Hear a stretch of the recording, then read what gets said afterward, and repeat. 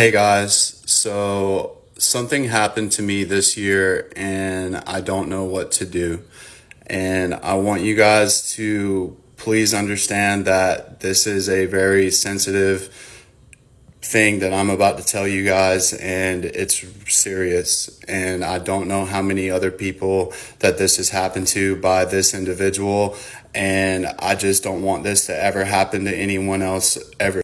As you guys all know, I used to have a very big account on TikTok. Nick for the win 444. It had 110,000 followers, 3.3 million likes, and over 40 million views. On that page, you guys saw me get an apartment because when I started posting on TikTok, I was a homeless person living in a rehab, sharing my recovery story on TikTok. My page went super viral and I got a lot of trolls, and there was a snark page and a lot of other things that happened. I ended up getting kicked out of my apartment because of trolls harassing my leasing office and harassing people to get me kicked out. They just decided to not renew my lease, even though all of my bills were paid. The unit was in such good condition that I got a return back on my deposit.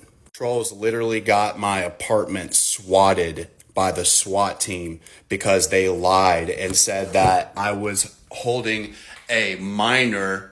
That is my ex-girlfriend, Mariah. She is 32 years old. She came over to my house, snuck into my house because we weren't supposed to be seeing each other because of a domestic violence situation that has already been covered on TikTok. I was the victim of domestic violence and I came on with a bunch of bruises because of this situation. It's already been handled. Well, they sent the SWAT team to my door and said that I was holding a minor, a young woman who was underage, hostage in my fucking apartment while I was live streaming, which was a lie. But that's such a serious lie that they had to send somebody out there to see what was going on. And that's why I lost my apartment, even though the lie was a lie and I didn't go to jail and it was just Mariah in my fucking apartment. Anyways, though, I lost my apartment and I had to move into a hotel for a few weeks. I ended up relapsing on crystal meth. And because of that relapse, I ended up experiencing amphetamine-induced psychosis while I was at work. And I had to walk off of my job and I went to Waffle House on Haywood Road where I was tased by police, which also was recorded.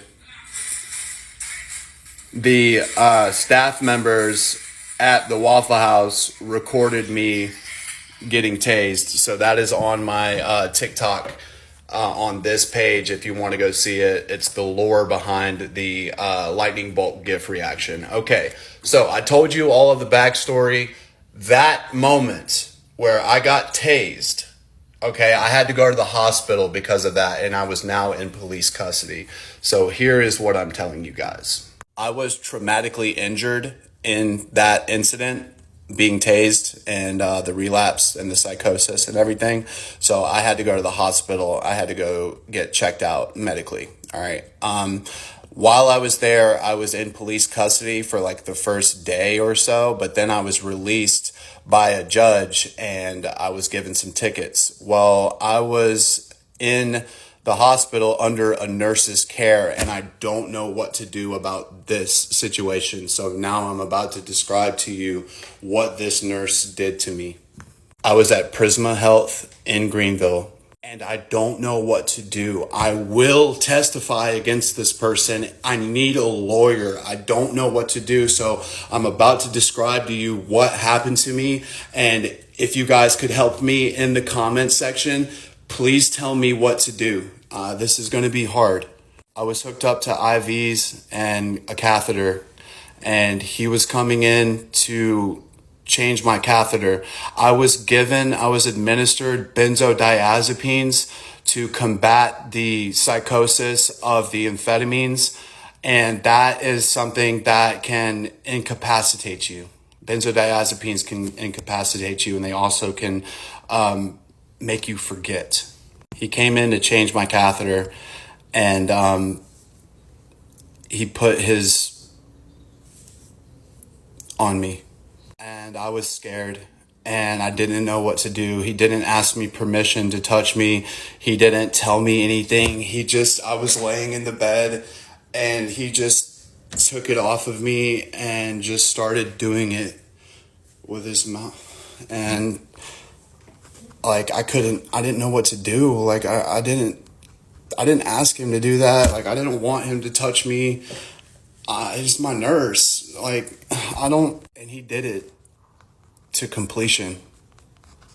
And then I laid there for some time or whatever, went to sleep or something. And then, like, he brought me some food. And then, like, I was released from the fucking hospital, dude. Mariah literally picked me up. And I literally got picked up. And you saw him, didn't you? Yeah. How was he acting? Sketchy, nervous. Right? Yeah, truthfully.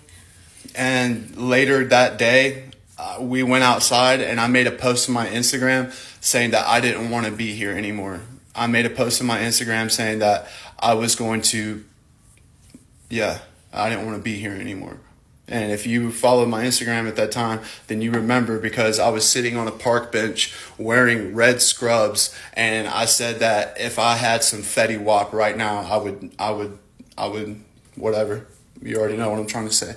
Like, what kind of man would do this to somebody? Like, what kind of person sees a person laying injured in a bed? You had to take off the catheter. Nasty ass. It's disgusting. You're a disgusting, awful human. I don't know what to do. I don't know what I'm supposed to do or who I'm supposed to tell about this. And people are saying, oh, well, because you didn't file a police report, this and that. I don't know what to do. If you tell me what the right thing to do is, I will file a police report. I will do whatever it takes to see that this person loses their license. This isn't the first time that I've been assaulted, but it is the first time that I've been assaulted in a professional setting like this. So, guys, please just have a little bit of understanding that this is very hard for me to tell you, but it needs to be said because if this person isn't held accountable, then they could do this to somebody else or they could do this to somebody's child. I'm a 31-year-old man and I'm a very physically capable man. I could handle myself and I'm resisting the urge to walk up to Prisma and find him myself and handle this myself. So guys, please help me stay out of jail. Unfortunately, guys, men get abused.